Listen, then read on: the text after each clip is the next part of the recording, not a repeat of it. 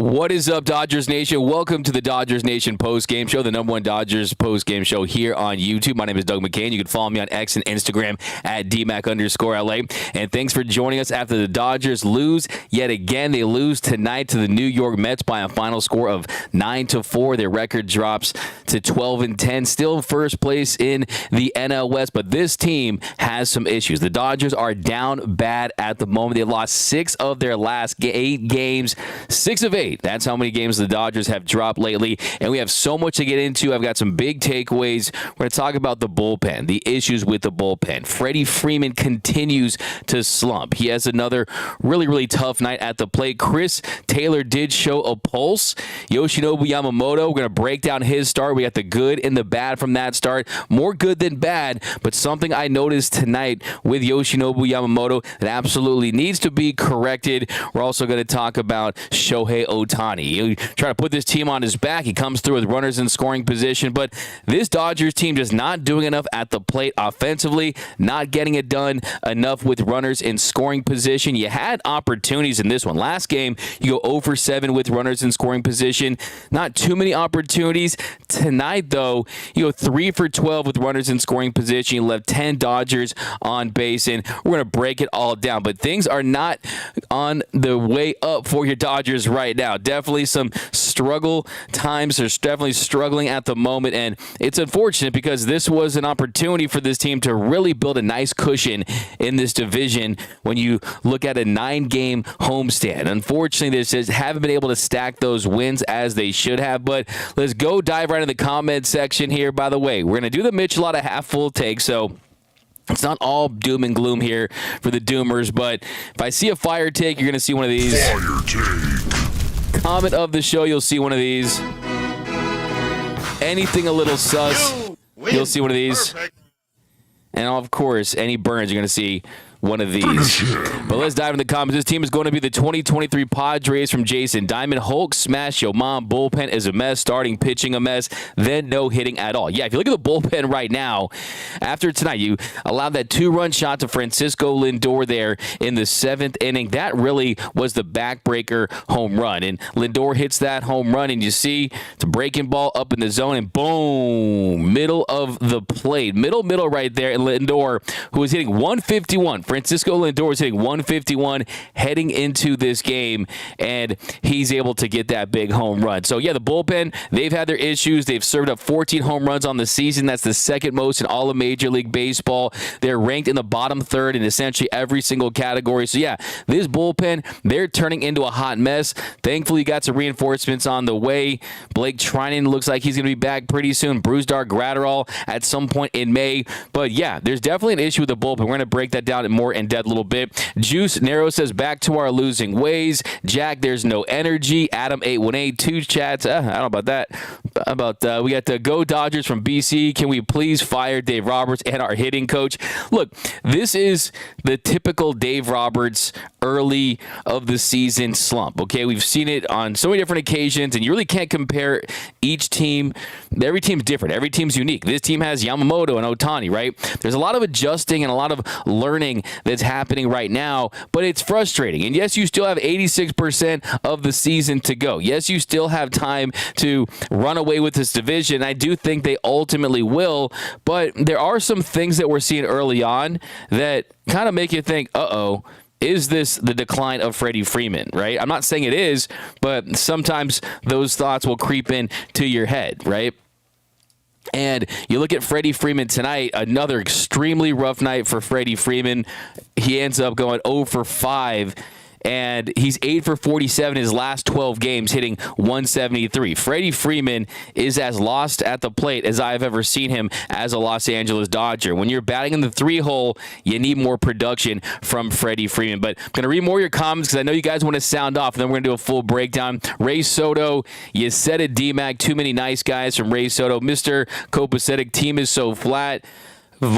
volume is out of what is going on, D-Mac. That's from Jimenez. We got, I think the Dodgers need to make some moves. They'll make some moves at some point. They're evaluating, when they're assessing.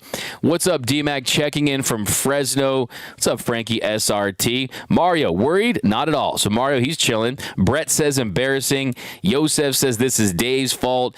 Golden era hip-hop forever says luckily we're still in April. Philip Subia, we look like we took a punch in the gut and we look depleted. Juice Narrows, calling this a super team at the moment is embarrassing. Kevin says it's crazy how bad this team is. We have like 4 guys that can hit. Everyone else is an automatic out. Our starters never go deep into games. Our entire pen, with the exception of Evan Phillips, is beyond trash. At what point is Roberts on the hot seat? So a lot to unpack there in that one. But yeah, I mean, you're absolutely right with a lot of your points there. Evan Phillips really is the only bullpen piece that you can count on at this point.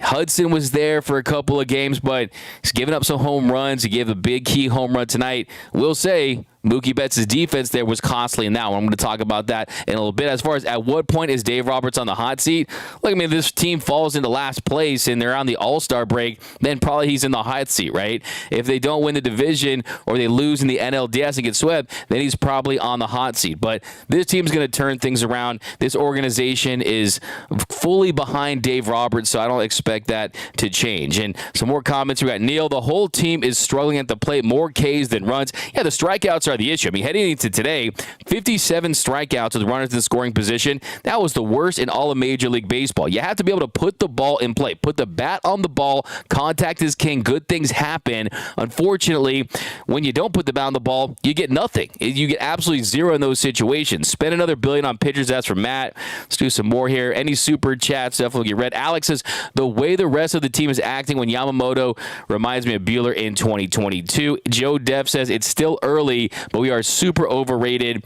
Plenty of time to be more overrated than the 2010 Yankees. Look, this team wasn't going to just cruise to a 162-win season. There's time to adjust. And let's start right there. Use it as a jumping off point in breaking down Yoshinobu Yamamoto's start. Because Yoshinobu Yamamoto, there was a lot of good, there was some bad, and there were some adjustments that need to be made. So Yoshinobu Yamamoto, he comes out there, and I was so impressed with his first inning performance, right? He goes 1, 2, 3 on 9 pitches there in the first inning, and that has been the inning that has really been his kryptonite. That has been the issue in that inning, but he goes out there, gets off to a nice start, and then if you look at his numbers as a whole, if you look at his line, he went 6 innings, allowed 3 earned runs, had a career-high 9 strikeouts, had 1 walk, had a 42.4 called strike and whip percentage. That was also the best number he's put up in that department to start his MLB career. Also had 17 swings and misses.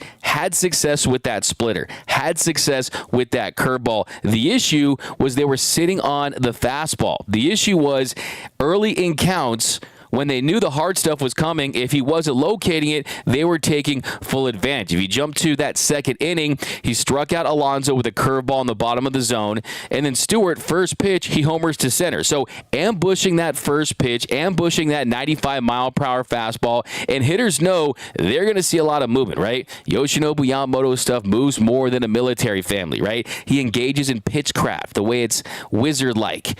But early in counts, when he's going to go with that fastball, if you're not locating it properly and you're not having success up in the zone with it, that was the issue, right? Not having success up in the zone with it, they're going to ambush it. And they did it in that at-bat. Stewart, he hits that home run. That makes it 1-0 Mets. And then this is where the defense reared its ugly head. Alvarez was safe at first after a throwing error by Will Smith. So let's take a look at that.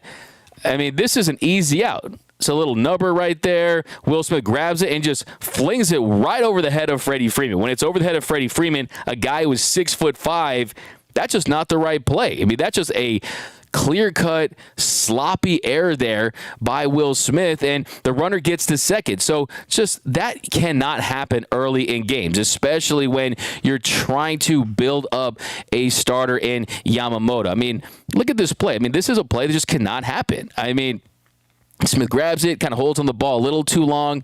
It's a tough play It's a tough play, but still, it's an error. It's an error.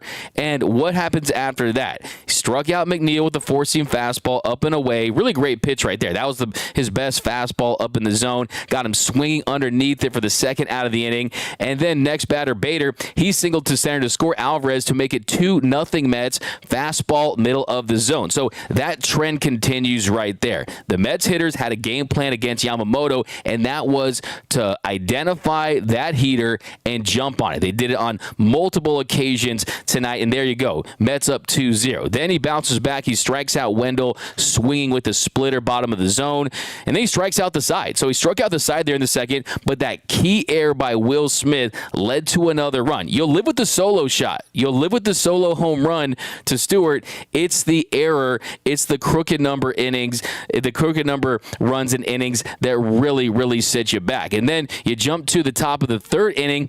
Now, this is where Yamamoto needs to just find that command early. And tonight, he did a much better job of getting ahead of hitters, and that was definitely something that I've been saying during the week as far as just the key to his success. Getting ahead of hitters, finding a way to get first pitch strikes. And on the night, Yamamoto, 18 for 27 on first pitch strikes, so did a better job early on, but in that at-bat, he ends up walking the leadoff man. He walks the leadoff man in Nimmo, and then Marte, he doubled to left on a fastball. So another fastball, he was right on that. He was waiting for that fastball. He was hunting it, and that gave the Mets runners on second and third with no outs. Few batters later, one out, and Alonso at the plate. He singles to score Nimmo. That makes it 3-0 Mets. And then with runners on the corners, DJ Stewart, he flies. He hits a sac fly to center to make it 4-0 Mets. What was the pitch? You guessed it, another fastball.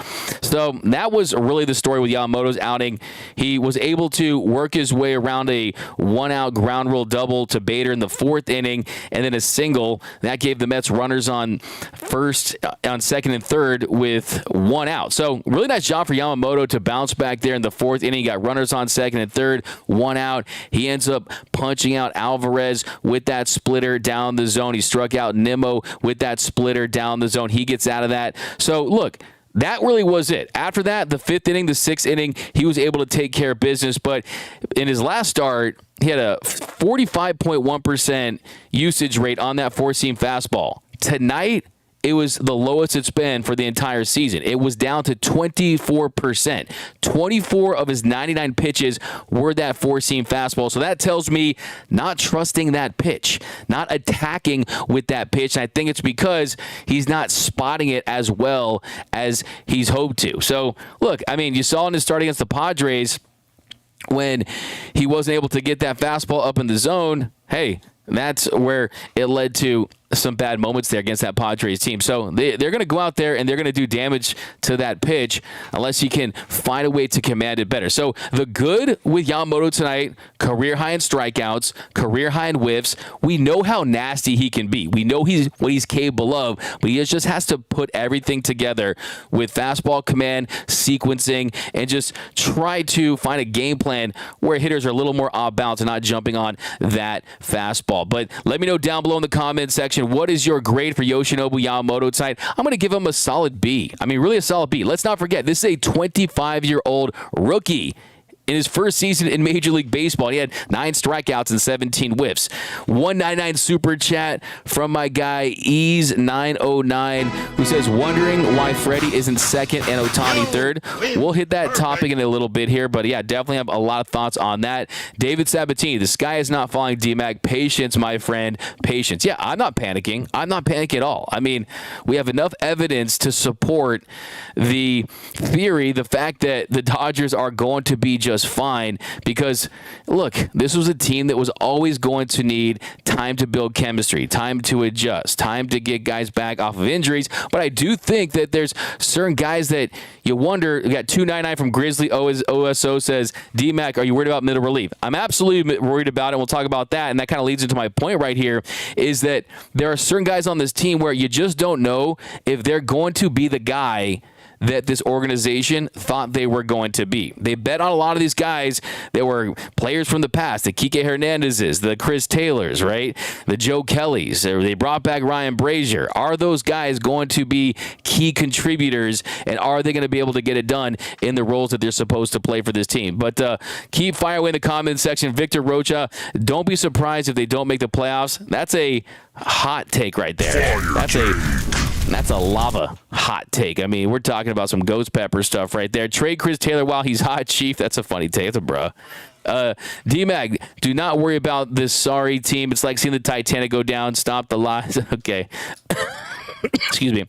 Yeah, exactly. I mean, 3 runs in 6 innings. You'll live with that. I mean, he gave 3. We got Nando. At least D-Mac calls out this team. The other YouTuber just make excuses for this crap team. Look, I got to keep it a buck. I got to keep it 100. My only goal here is to try to drop truth bombs about the Los Angeles Dodgers and also get your takes out. That's why we got the comments on the screen. I want you guys to be heard, even if I'm unable to get to your comments. But Freddie's bat is MIA. We'll talk about that. Boomer in just a second.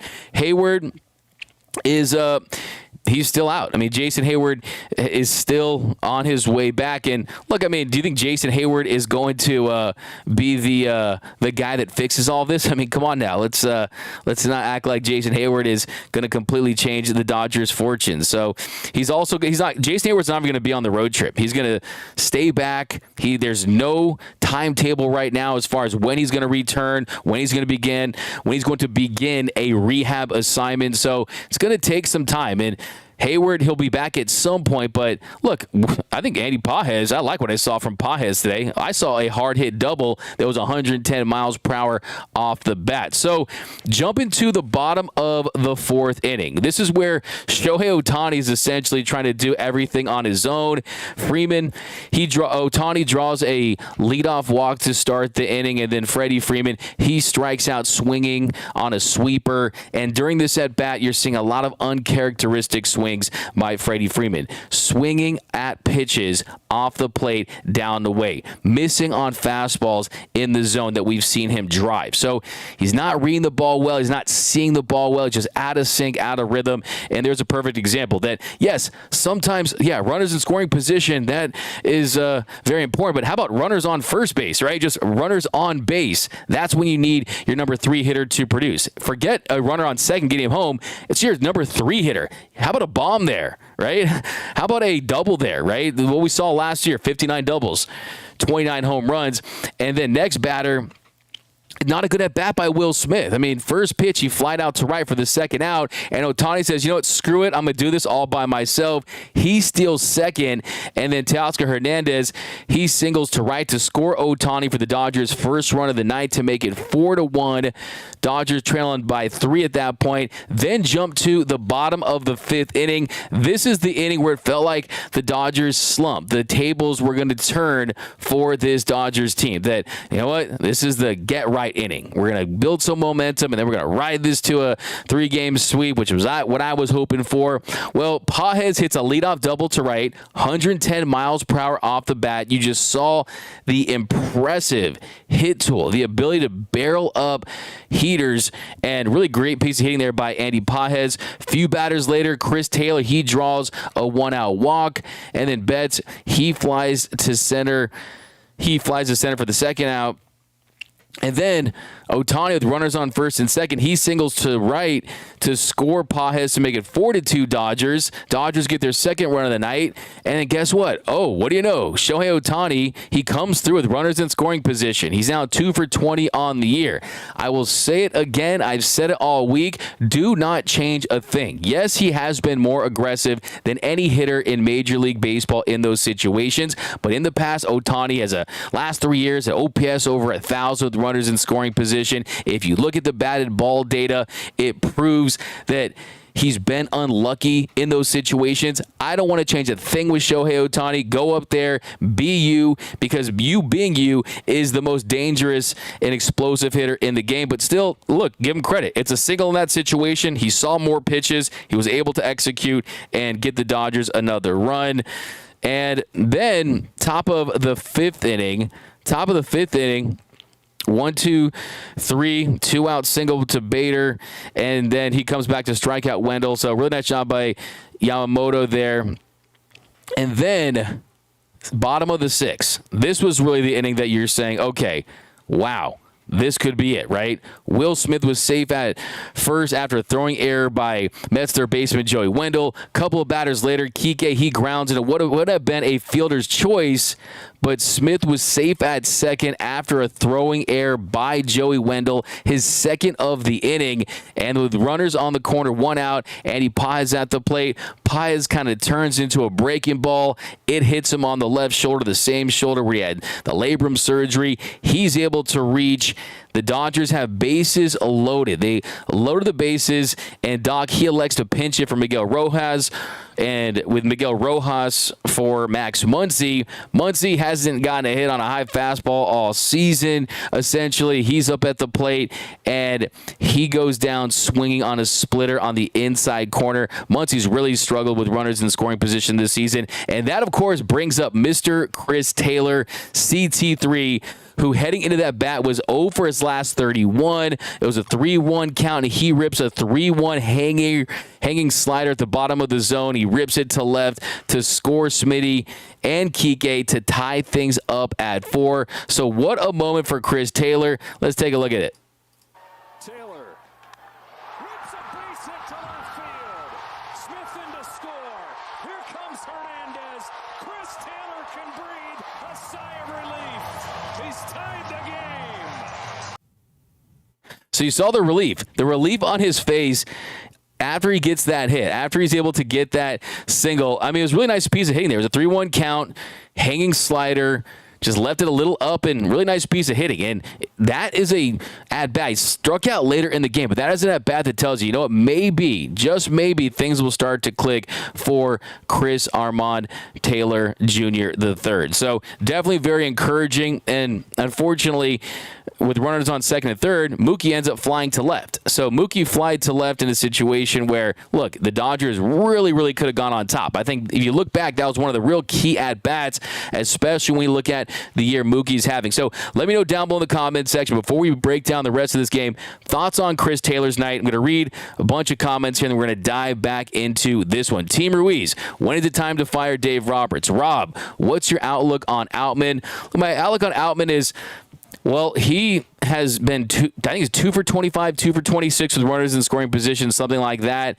He hasn't really gotten the job done with runners on base, so you want to see him get into a rhythm with runners on and do damage. Has 2 home runs. He is hitting the ball harder. He has made an adjustment where you're seeing him use the opposite field a little more. He's not chasing as much. So I think as far as his swing mechanics, they're better now than they were a couple weeks ago, and you have seen some adjustments. But I think for Outman, look, I mean, he's already basically in a full-blown platoon, right? Anytime there's a lefty, he's on the bench. And Dave Roberts said back during spring training that he wasn't going to be platooned, and then a couple weeks into the season, he's getting complete platoon mode. So I think with James Outman, you would maybe like to see him get more consistent playing time where, look, you just give him that runway, and you see his numbers weren't terrible against lefties last season. It just, there wasn't a lot of power there. So I think what I envision for James Outman is, look, let's see what he can be with a longer leash, and then see if he can have some success, because he's a very rhythm-based player. I mean, when his timing's off, when he doesn't feel good about his swing at the plate, things aren't going to happen for him. But a couple of games ago, I mean, last game against the Nationals, he had a double, him and Muncy with the only extra base hit. So things actually were trending in the right direction for him. So I just think, look, he plays above average defense. You just have to give him a little more of an opportunity at the plate. Nando 390, the Dodgers are the laughing stock of baseball. Anthony Diaz, overrated. We look like total crap. We're the laughing stock. Man, you guys are down bad. The down bad Dodgers trade Andrew Freeman from JR. Dodgers haters are impatient to talk trash. That's from Jinjo. Jeremy H, I'd prefer this team to slump now rather than later. Yeah, you said it best. I mean, that's a fire take. It's actually a comment of the show right there. And I agree with you, Jeremy H. I mean, this team is figuring things out. They're finding a way to really address and assess what their needs truly are. And what we know so far, what have we learned about this team early on? We've learned a couple things. One, the bottom of the lineup has been one of the worst in the league. Outside the Miami Marlins, this team's bottom of the lineup has been the least productive And you just can't have that from your 7, 8, 9 hitters. Okay, so you got to give guys opportunities. I like what I've seen from Andy Pages. I think Chris Taylor, we'll see if he finds a way to carry this momentum into his next opportunity and build off that. Gavin Lux has gone off to an awful start this season. Miguel Rojas, I mean, you can't expect big things from Miggy Rowe, but I do think that there could be a trade that happens, but that's not going to be for months, okay? So I think right now it's just being able to assess which guys do you truly want to give those opportunities to. And I think the bottom of the lineup is an issue, but also the bullpen. The bullpen is a hot mess. They're a hot mess. It's the bullpen.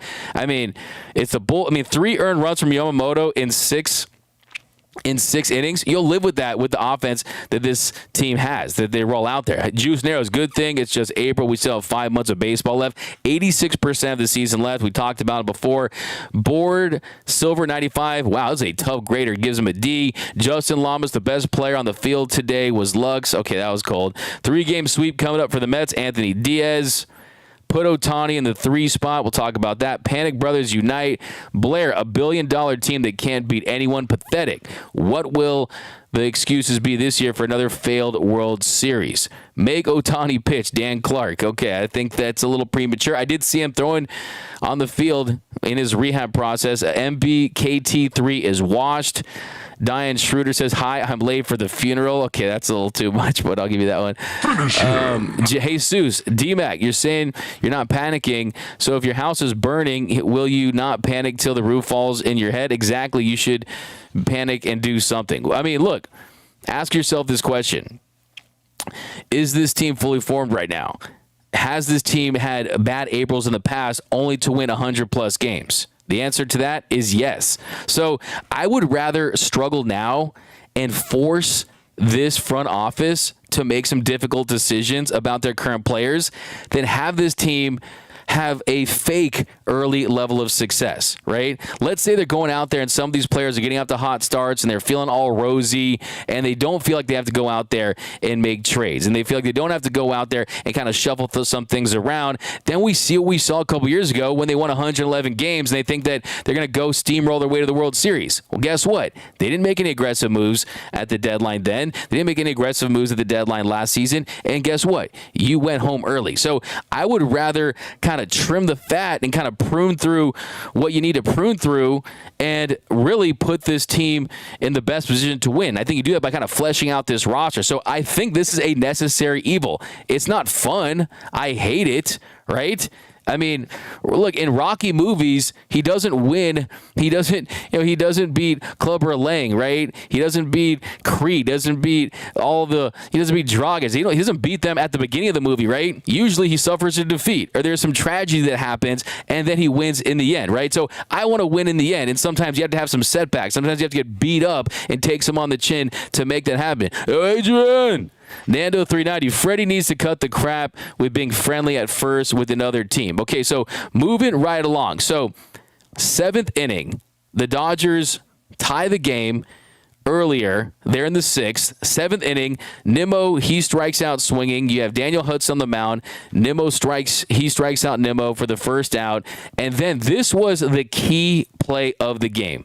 This was the moment of the game where I said, look, I don't think the Dodgers are going to be able to come back from this because of how late in the game is, because of how stagnant the offense has been, because of the issues with the bullpen. But Marte was safe at first after a throwing error by Mookie Betts.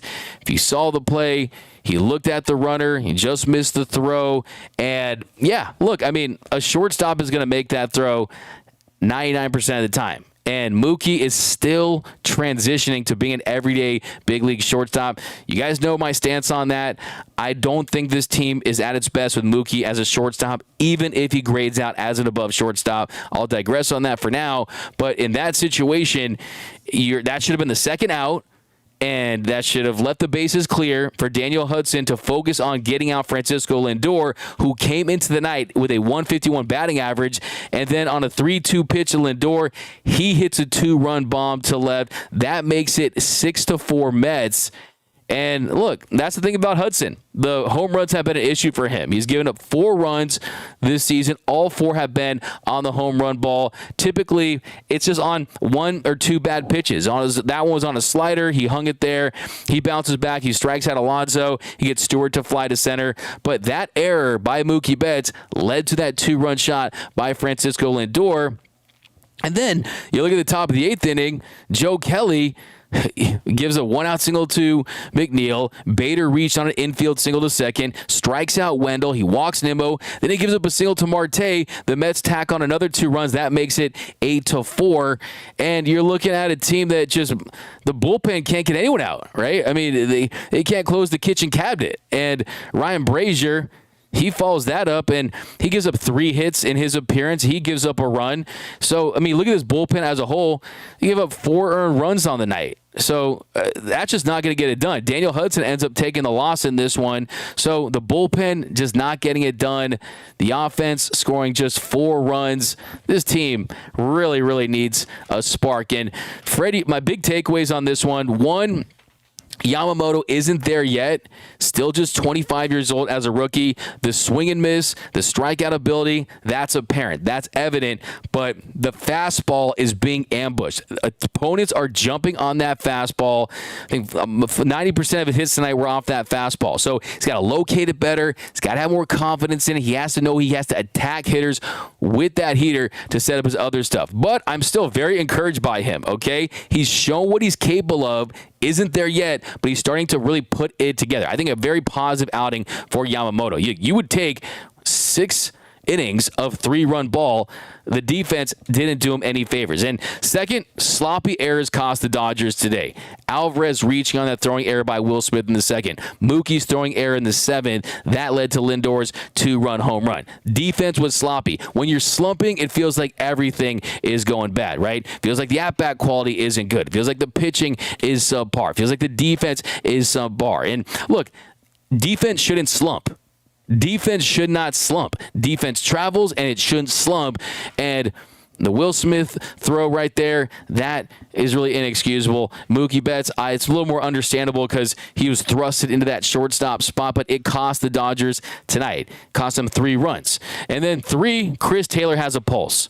Welcome to the 2024 season, Chris Taylor. He ends up going 1 for 3 with 2 RBI. He snapped an 0 for 31 streak with a 2-out, 2-run RBI single there in the 5th inning. So, look, it takes more than one. Here's what I was going to say.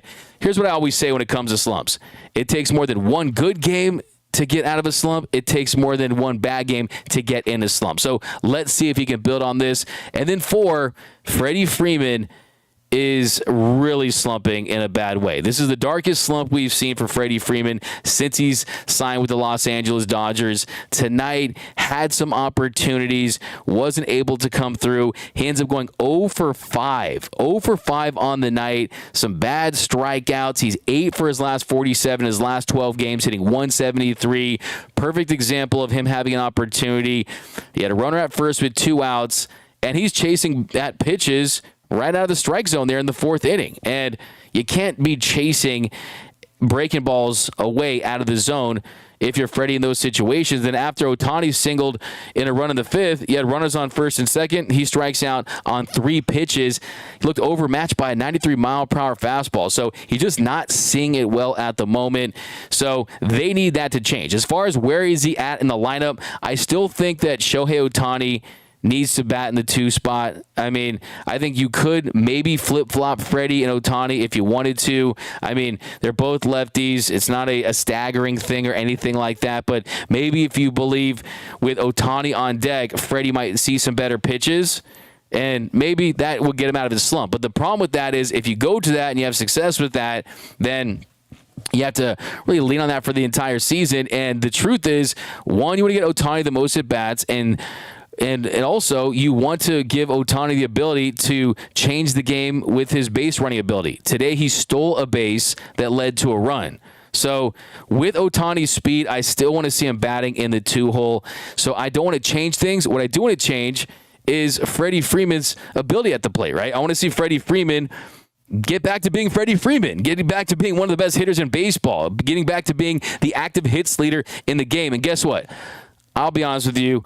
I really am not going to lose sleep over Freddie. I know this is a dark slump, but kind of my question with Freddie is, when are we going to see the decline? Because at some point we are going to see the decline. Is it going to be at 34, 35, or 36? And I think that one of my big takeaways about Freddie Freeman tonight is he's going to get out of this slump. 100%. We're going to see an all-star level version of Freddie Freeman. There's no doubt about that in my mind. But I think that there's another signal to the front office that says, you know what? You've got to win this year. You've got to win the next year. Because Freddie and Mookie are not going to be in their prime for the next 8 to 10 seasons for the duration of Ohtani being here. So I hope that this accelerates a sense of urgency from this front offense, knowing that, hey, get some length in this lineup. Because the thing about this team, they don't feel deep right now. So there's that. Then my fifth big takeaway, the Dodgers bullpen, they're a hot mess once again early in the season. 4 earned runs in 3 innings of work. The Lindor home run there in the 7th. They just have not instilled any confidence outside of Evan Phillips. I think you need Blake Trinan back as soon as possible. You need Brusdar Graterol back as soon as possible. And I also think that you have to look at some external options at some point to fortify this bullpen. Because, look, Ryan Brazier was great last season. They brought him back, $13 million contract. But they also did not have Craig Kimbrell on the postseason roster, and they owed him $16 million, right? This team is not going to bat an eye if you have to move off of Ryan Brazier. So here we go. Those are my big top 5 takeaways from this one. I still feel like this team is going to get out of this sooner than later, but right now it is not fun to watch Dodger baseball when they're losing like this. But actually it's always fun because baseball is great no matter what. You're going to lose. Baseball is going to baseball. And here we go. We got the schedule gets tougher. This is from Golden Era Hip Hop Ever. The schedule gets tougher. Absolutely. Snell gave up 15 hits. Wow. Yes, D-Mac. What up, Alex? Couple more. We need villain energy. That's from Jack. We got it's early in the season. Chill out. No more negativity from Jinjo. I had great seats. General parking today. Beat the traffic. LOL. Mookie sucks at shortstop. That's from Black Cat. The numbers show he's decent. He's definitely average at worst right now. But look, I mean, when you're learning something new, you're going to have that occasional error, that occasional misthrow. And they have said, okay, we're willing to go through those growing pains with Mookie. Michael says Muncy pinch hitting and strike out with the bases loaded was a killer. What a waste. Freddie will be back guaranteed. Michael Salas, yeah, that was a big moment in this game. And Muncy just... He's had some really solid moments this season. He's been above average, but that was a tough moment coming off the bench.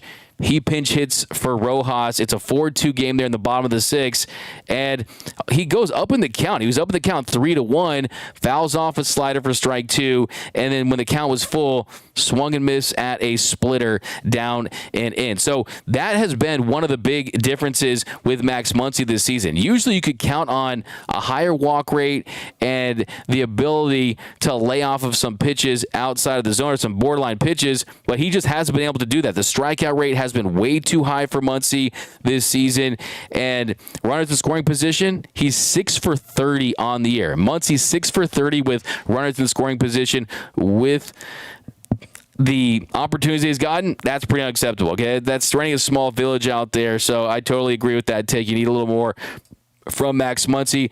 Let's see if there's any quotes after the game. Let's see if Dave Roberts said anything interesting. Let's see. Let's go over to the X. Yeah, nothing too crazy. No, I don't see too much out there.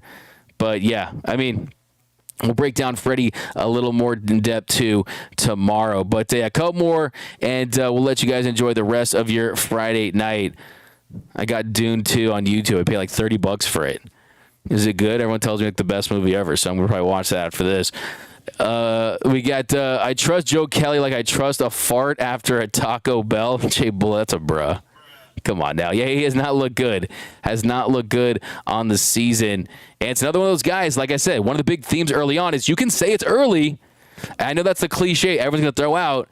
And yes, I believe in this team, but I also think, yeah, it's early, but these guys that they trusted to be key contributors are those truly going to be the guys? And Joe Kelly so far on the season, a 7.27 ERA, a 1.62 whip. He has not gotten the job done early on. Metabolic says Evan Phillips standing alone in the circle of trust right now. Yeah, that trust tree has one branch on it, and it's Evan Phillips. I totally agree with that. It's a fire take right there. JT hit a home run today. Yeah, JT's the man. I mean, what can you say? JT, he's going to turn 40 in November.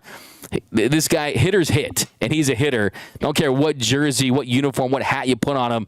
Hey, Ginger Jesus is going to go out there. Ginger Jesus is going to go out there and perform. The trade is for Matt Miller from the A's. Mr. Kopacetic, interesting take. I like that. Freddie Freeman crying over the Braves still from Nando. Jason, instead of chucking javelins, he should be tossing some jumbo jacks and build up some velocity. That's from Jason B. It's a fire take. Making excuses for the players. Freddie is the slumper from Carl. Roberts, Hernandez gets lost. Let's do some more. Nando. Okay. We got Max Muncy and Brazier at hometown. Okay, we got if y'all think we're going to be this bad for too much longer, you need to use your head and not your heart. Yes, it will suck, but talent will prevail. Moses, thank you, Mosey, for getting us back where we needed to be. This team is still full of talent. They know what they need to do. Will Ohtani hit 40 home runs V-Track? I think he definitely will. I think he'll go on a home run streak pretty soon, so I wouldn't be surprised to see that. J-Kid 323, I still take CT3 with runners in scoring position over strikeout munchies. Sierra Brew, doom and gloom Dodgers need to be gone. Dodgers started 10-game winning streak, starts tomorrow. There's my Michelada half-full take of the show from Sierra over on YouTube. A $2 super chat. My guy Wardy NYM in here trying to take his victory lap here, and I have to edit out that part of our episode where I said they were going to sweep. Maybe I'll leave the part where I said they're going to take 2 out of 3, but still, good game, my man. See you tomorrow. Hey, congrats on your Metropolitans, man. Hottest team in baseball. I was really impressed by them tonight. Lux should have pinch hit for Taylor. Craig Osterberg. What's up, Craig? Poor D-Mac gets another losing season to cover. Carl, hey, we're going to be fine. The Dodgers are going to be just fine. My condolences, D-Mac. They're going to be just fine. Jay Bullet, real talk, Austin Barnes is a worse defensive catcher than Will Smith. Let's not pretend. Couple more here. This team strikes out so much, you rarely ever see us move a runner over or hit a sac fly. Hey, Miguel Rojas was showing bunt. So, hey, tonight, like I said, the bats weren't there when they needed to be enough. And look, Mookie, he had some opportunities tonight too. I mean, you have to point that out. I mean, Mookie Betts, he's the straw that stirs the Dodgers' drink. And when he scores a run, when he generates offense, this team typically wins. He ends up going 0 for 4. And Mookie had some opportunities tonight and wasn't able to come through himself. Mookie really expects more from himself, and Mookie ends up going 0 for 2 with runners in scoring position. So he had the most opportunities tonight. So you need to see more from Mookie Betts. But final thought on this one. Yes, your Dodgers are down bad right now. Yes, the bullpen is struggling. Yes, the offense needs to produce more with runners in scoring position. But let's not forget that this is a team that has a lot of new key pieces, and they still need to fill out the roles of the bullpen. And I think that the rotation as where it is too, I think what you're doing right now is you are fully using this as an assessment period, an evaluation period. And I would rather lose now and show this front office that the job isn't finished as far as player acquisitions than being stuck at the trade deadline with a front office that thinks they can just kick their feet up and just, wipe their hands clean and not have to do anything. I want to really put the wheels in motion now to say, okay, if these guys can't get it done, let's get the guys that they think can. And look, there's a lot of guys that are going to turn their seasons around. I'm fully entrusting them to do that, but I think it's key to truly see who those guys are right now, and I think that it's a necessary evil. But that's going to do it for this episode of the Dodgers Nation Postgame Show. My name is Doug McKain. You can follow me on X and Instagram at DMac_LA. If you haven't yet, subscribe to the #1 Dodgers YouTube channel, the #1 Dodgers Postgame Show on YouTube. Do us a huge favor. Mario says Dodgers first place facts.